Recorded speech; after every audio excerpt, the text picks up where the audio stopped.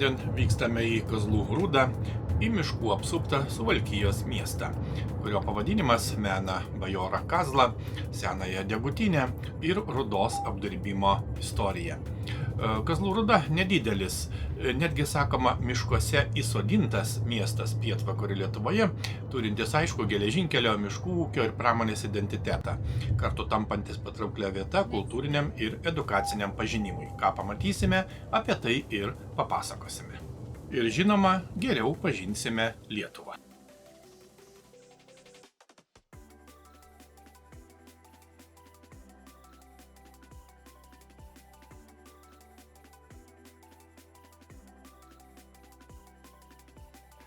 Taip, šiandien esame labai įdomiame mieste, Lietuvos pietvakarių mieste Kazlų Rūdoje. Netgi pavadinimas ne vienas žodis, o du žodžiai. Ir kaip tik šalia manęs yra kolegė kraštietė, kolegė profesorė Vilija Grincevičienė, kuri turbūt geriau už mane žino visus ypatumus, kas susiję su Kazlų Rūda. Bet kaip ten bebūtų, įdomus miestelis, nėra didelis, gyventojų šiek tiek daugiau negu 5000, tačiau turi savitą įdomią istoriją, apipintą gana įvairiomis legendomis, visų pirma netgi kaip kilo pavadinimas Kazlų Rūda. Ir tai jau atrodo, kad susijęs iš tikrųjų su rūda ir su geležies tam tikra prasme gamyba. Na ir kaip tik šiuo metu esame, už mūsų matome gimnaziją, yra istorinė, įdomi, svarbi ir viena svarbiausių turbūt švietimo institucijų miestelyje, prezidento Kazio Griniaus vardo gimnazija. Na, Vilija, jūs keletą žodžių apie miestelį ir apie gimnaziją tuo pačiu. Sveiki, miestelis Kazlų Rūda. Išties yra išskirtinis miestelis mūsų šalyje. Tai yra miestelis miške, galima taip sakyti. Tikrai tarpukario Lietuvoje Kazlų Rūda turėjo kurortinio miesto ar miestelių statusą. Taigi, iki šiol jinai, manyčiau, kad tikrai neprarado šitų vertybių, kurios traukia žmonės, ne tik iš kitų mūsų šalies kraštelių, bet ir iš užsienio. Bet Kazlų Rūda išties šiandien atjaunėjusi, pagražėjusi, pasikeitusi. O kadangi mes esame mokyklos teritorijoje, šita mokykla anksčiau vadinosi Kazlų Rūdos vidurinė mokykla, išties turėjo labai aukštą statusą jau seniai. Dieve duok jai išlaikyti norėčiau, į ateitį žvelgiant tai, kas buvo.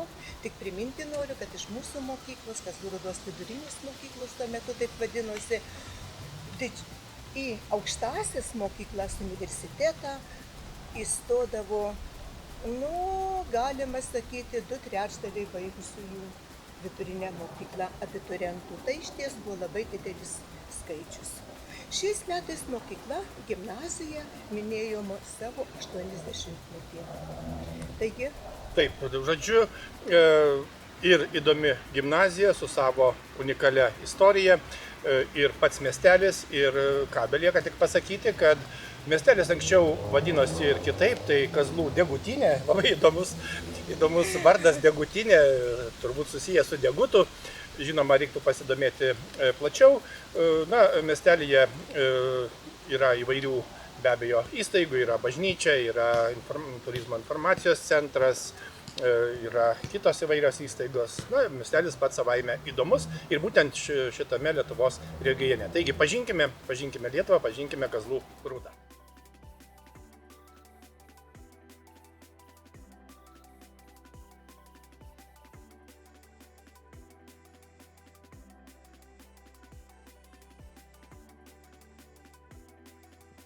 Taigi, einame į patį miesto centrą. Čia yra nedidelis miesto skveras, kur stovi skulptūrinė kompozicija Kazlų Rūdos legenda. Ji primena miesto vardo kilmę ir nukelia į laikus, kai šioje miškingoje vietovėje buvo gaminamas degutas ir apdorojama rūda. Manoma, kad Kazlų Rūdos istorija prasidėjo 18 amžiuje, kai iš Mozūrijos miškų čia atsikėlė verslininkas bajoras Kazla. Jau 1737 metais rašytinėse šaltinėse minima Kazlo Degutyne. Pirmoji miesto pavadinimo dalis siejama su Kazlos pavarde, o žodis rūda su rūdos gavybos ir apdorojimo vietomis.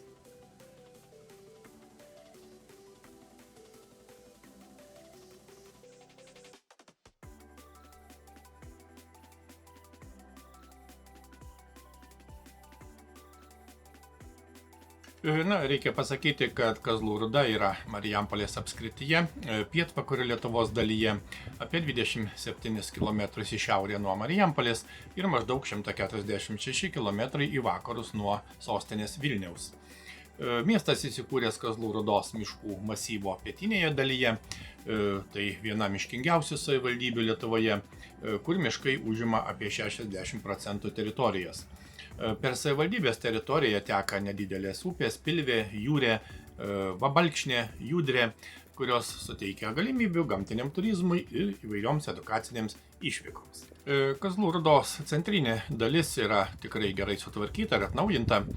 Čia įrengtos patogios poilsio erdvės, sutvarkyti takai, želdynai, ir vietos, kur galima trumpam sustoti bei pasimėgauti miesto atmosfera. Ir vienas ryškiausias šios erdvės akcentų ovalo formos fontanas. Vaikštant po Kazlų Rūdą dėmesį patraukia ir gatvės menas, suteikiantis miestui daugiau spalvų bei šiuolaikiškumo. Gatvės meno kūriniuose galima išvelgti miesto charakterį, gamtos motyvus ir vietos istorijos atspindžius. Ir tai skatina sustoti, atidžiau apsidairyti ir Kazlų Rūdą pamatyti visai kitu kampu.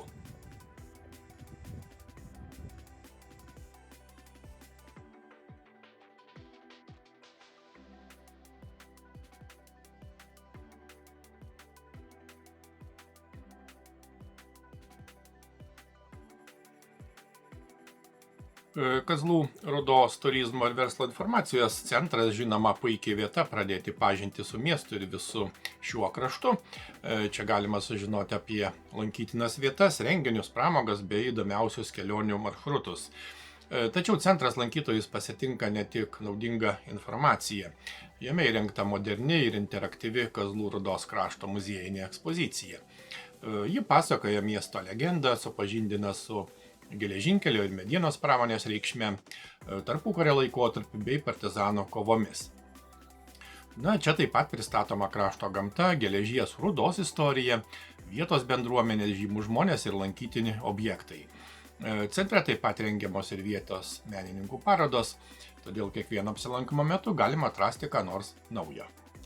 Centras aktyviai dalyvauja kultūros ir turizmo projektuose, pavyzdžiui, organizuoja edukacinės veiklas apie Kazlų Rūdos geležies Rūdos paveldą, tai yra nuo žaliavos iki papuošalo, bendradarbiaudamas su vietos menų mokykla ir žinoma pasitelkdamas kūrybinės dirbtuves.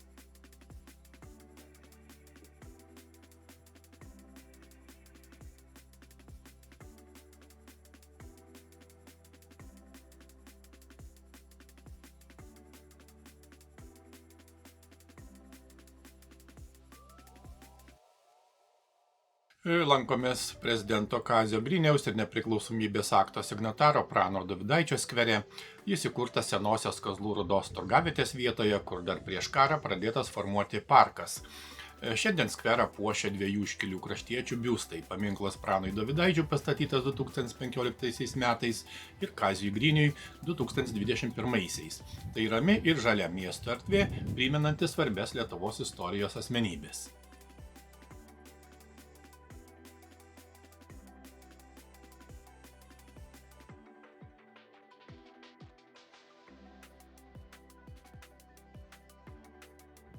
Švietimo istorija Kazlų Rūdoje prasidėjo 1910 metais, kai prie geležinkelio buvo įkurta dviklasė geležinkeliečių mokykla. 1923 metais mieste pradėjo veikti pradžios mokykla, o 1945 duris atvėrė progimnazija.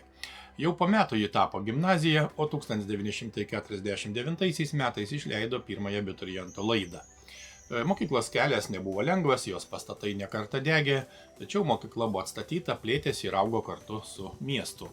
1995 metais jai suteiktas prezidento Kazio Griniaus vardas, o 1999 ir gimnazijos statusas. Nuo 2025 metų ji oficialiai vadinama prezidento Kazio Griniaus gimnazija. Šiandien ši mokykla tęsia daugiau nei šimtmetį trunkančią švietimo tradiciją ir ugdo naująją Kazlų Rūdos kartą. Netoliese veikia prezidento Kazio Griniaus gimnazijos skyrius Prano Dovydaičio progimnazija. Joje mokosi jaunesniųjų klasių mokiniai, o mokyklos vardas primena iškilų kraštietį Lietuvos nepriklausomybės akto signatarą Praną Dovydaitį.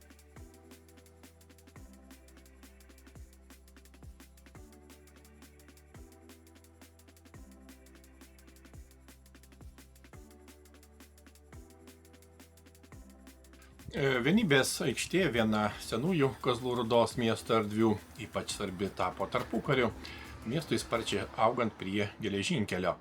1937 m. šaltinėse minima, kad aikštė užėmė daugiau kaip 2000 kvadratinių metrų, o šaligatviai tuo metu buvo įrengti beveik tik čia.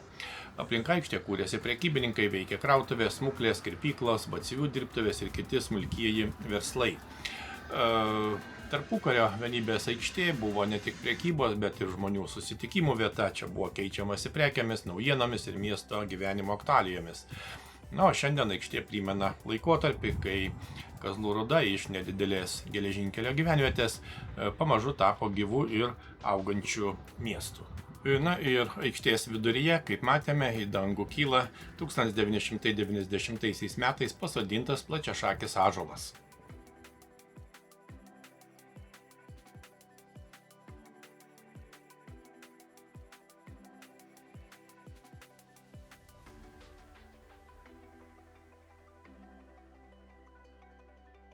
Kazlų Rūdos istorijos neįmanoma papasakoti be geležinkelio. 1861 metais tiesiant geležinkelio liniją Kauno ir tuometės Prūsijos sienos kryptimi, daugiau kaip už 2 kilometrų nuo senojo Kazlų kaimo buvo pastatyta medinė keleivių stotis ir garvežių depas. Aplink juos pradėjo kurtis geležinkelininkai, augo gyvenvietė, vėliau tapusi dabartiniu miestu. Senoji medinė stotis laikoma seniausiai išlikusių Kazlų Rūdos pastatu. Ilgainiui keleivių stoties funkcijos buvo perkeltos į šalia stovėjusi buvusi garvežių depą, taip atsirado dabartinė vadinamoji naujoji geležinkelio stotis, o senasis pastatas buvo parduotas ir pritaikytas kitai veiklai. 1922-1923 metais nutiesus geležinkelio atšaką Marijampolės ir Šeštoko kryptimi, Kazlų Rūda tapo svarbiu geležinkelio mazgu. Tačiau ši vieta mena ne tik miesto augimą, sovietinių okupacijų metais iš Kazlų Rūdos stoties į tremtį ir lagerius buvo vežami Lietuvos žmonės. Jų atminimui prie stoties stovi skulptoriaus Juliaus Narušio sukurta Sibiro Madona, atidengta 1989 m. lapkričio 6 d. Ši skulptūra primena būtent tuo laikotarpiu iš čia išvežtus žmonės. Tai Kazlų Rūdos stotis liudija 2 skirtingas istorijas – miesto gimimą ir vieną skaudžiausių Lietuvos praeities laikotarpių.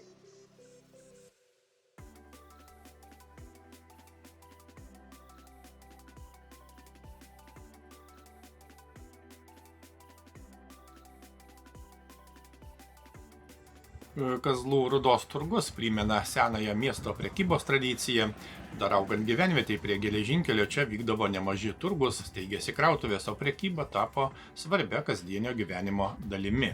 Į turgų žmonės atvykdavo ne tik įsigyti maisto produktų, drabužių ar buities reikmenų, tai buvo žinoma ir susitikimų vieta, kur keistasi naujienomis bei aptarti svarbiausi miesto įvykiai.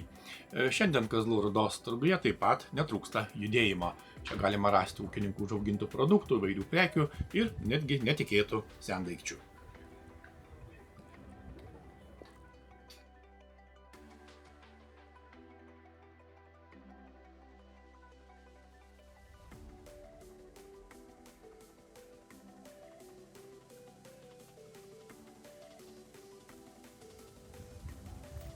Kazlų Rūdos švenčiausios Jėzaus širdies bažnyčia vienas ryškiausių miesto istorinių ir architektūrinių akcentų.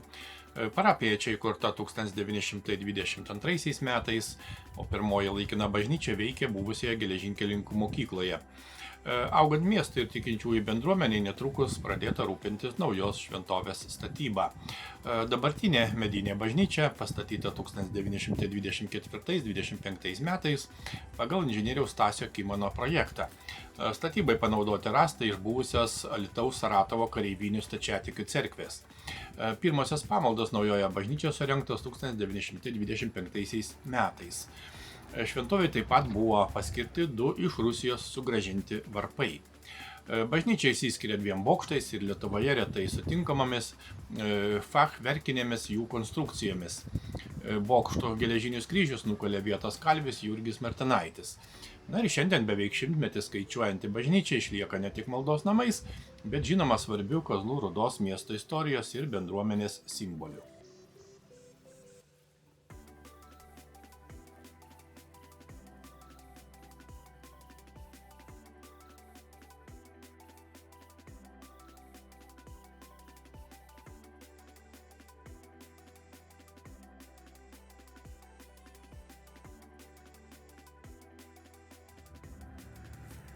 Šalia Kazlų Rūdos švenčiausiosios Jėzaus širdies bažnyčios įrengtas nedidelis žalias skveras, rami poilsio vieta pačiame miesto centre.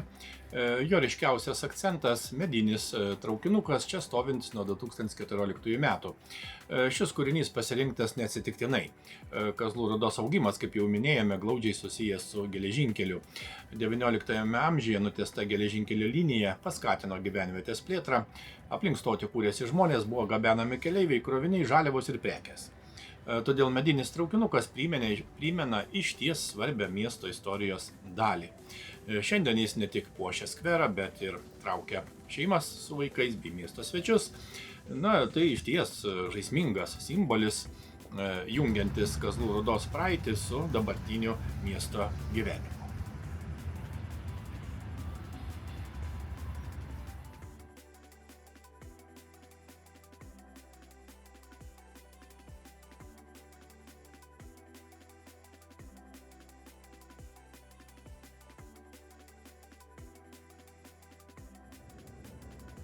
Važiuojame toliau ir apžiūrėsime itin įdomų parką, tiksliau beveik 2 parkus.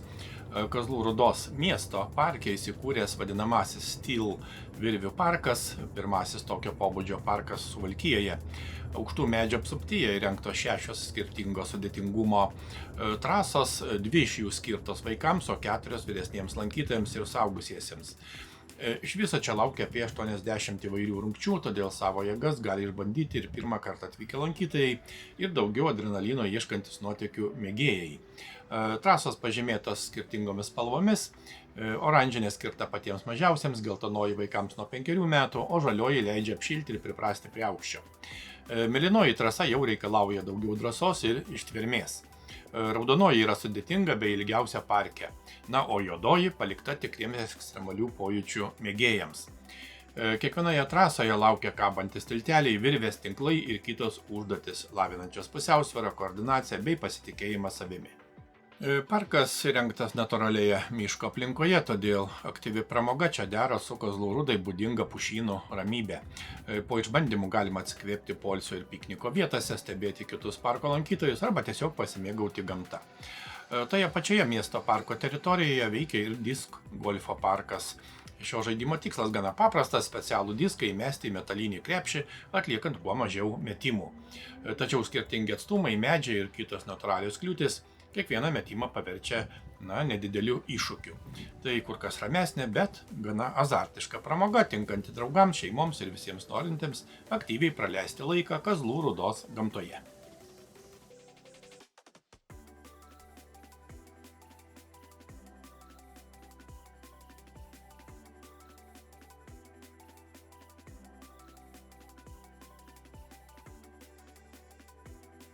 Kazlų Rūdos pažintinis miško takas kviečia geriau pažinti šio krašto gamtą ir istoriją.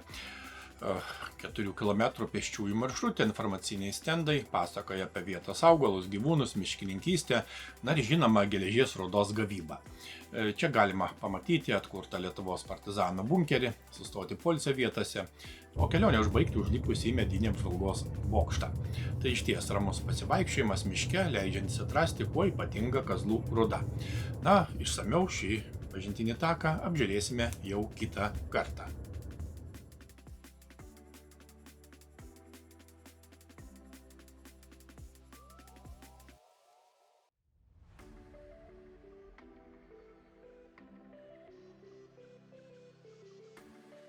Pačiame Kazlų Rūdos centre greta miesto stadiono yra įsikūręs Mėnulio parkas.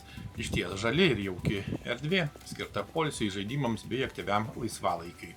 Ir žinoma, ryškiausias parko akcentas – didžiulis, net 450 kg sveriantis mėnulis, pagamintas iš poliruoto nerūdijančio plieno. Išties įspūdinga meno forma, kaip sakoma, čia nusileido 2022 metų pabaigoje ir greitai tapo viena mėgstamiausių miesto fotografavimosi vietų. Blizgiame Mėnulio paviršiuje atsispindi aplinka ir patys lankytojai, todėl kiekviena nuotrauka atrodo vis kitaip. Parke taip pat įrengta iš gamtinių medžiagų sukurta edukacinė vaikų žaidimo aikštelė. Norintieji aktyviau pajudėti gali žaisti paplūdimio tinklinį, o ramesnio poilsio mėgėjai prisėsti ant suoliukų, pasivaikščioti ar pasigrožėti fontanais ir sutvarkytais želdynais. Tai erdvė, kurioje veiklos randa tiek vaikai, tiek suaugusieji. Netoliese yra įrengta dar viena laisvalaikio zona, pritaikyta skirtingiems metų laikams. Šiltuoju sezonu čia galima leisti laiką lauke. Na, o žiemą erdvė tampa aktyvių pramogų ir čiuožinėjimo vieta. Ji lankytojams yra atvira visą parą. Išties puikiai sutvarkytos viešosios erdvės.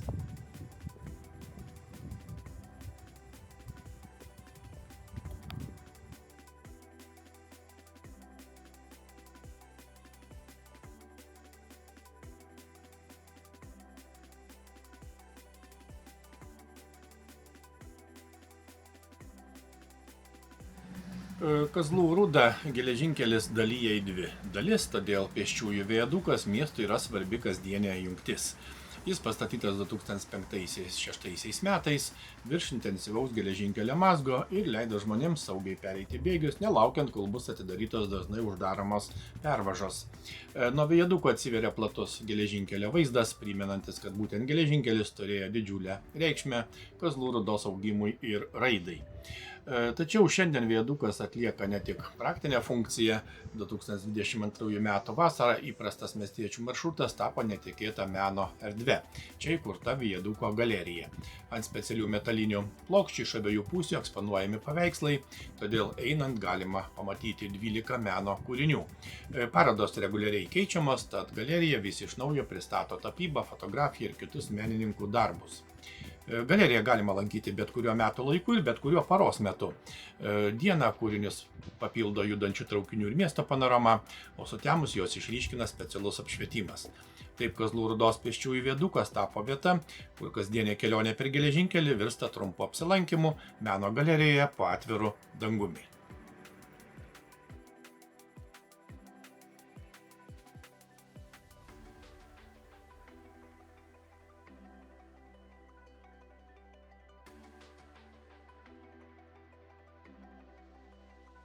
Na, įdomus ir kultūros centras. Būtent kultūros centras yra viena svarbiausių miesto kultūrinio gyvenimo erdvių. Čia vyksta koncertai, teatro spektakliai, parodos, minėjimai, susitikimai ir žinoma bendruomenės šventės. Centre taip pat repetuoja įvairūs meno kolektyvai. 2024 metais buvo baigta pastato rekonstrukcija. Ji gerokai pakeitė kultūros centro išvaizdą ir galimybės. Buvo atnaujintas fasadas, įrengta moderni scenos technika ir patogi beveik 400 vietų žiūrovų salė. Šiandien Kazlų Rūdos kultūros centras ne tik renginių vieta. Tai gyvas miesto bendruomenės traukos taškas, kuriame susitinka skirtingos kartos, gimsta kūrybinės idėjos ir tęsiamos Kazlų Rūdos krašto kultūrinės tradicijos.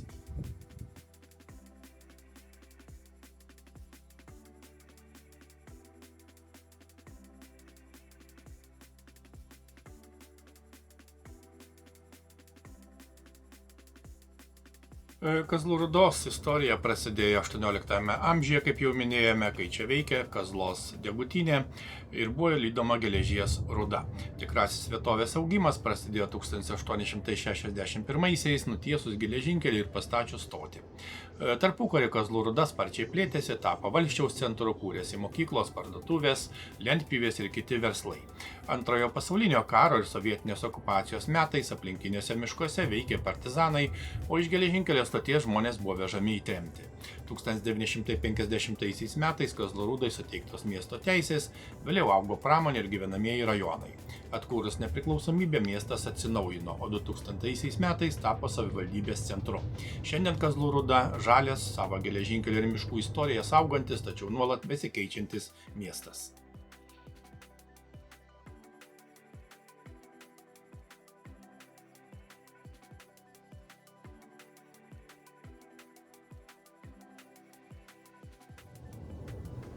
Taigi Kazlų Rūda dar vienas Lietuvos kampelis, kurį verta pažinti iš arčiau. Čia istorija gyva miesto erdvėse, geležinkelyje, miškuose ir žmonių pasakojimuose. Keliaudami po Lietuvą atrandame ne tik naujas vietas, bet ir geriau suprantame savąjį kraštą. Taigi keliaukime ir pažinkime.